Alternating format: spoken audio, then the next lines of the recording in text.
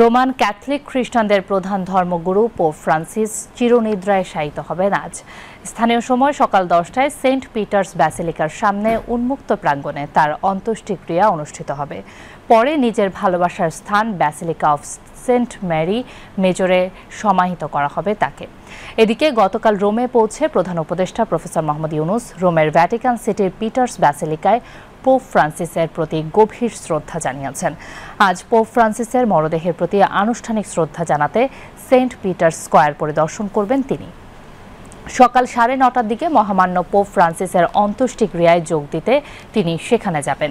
Peter's স্কয়ারে Vatican সিটির মহামান্য cardinal Mauro গাম্বেত্তি সেন্টে professor Yunus ও বাংলাদেশ প্রতিনিধি দলকে আনুষ্ঠানিকভাবে শুভেচ্ছা জানাবেন।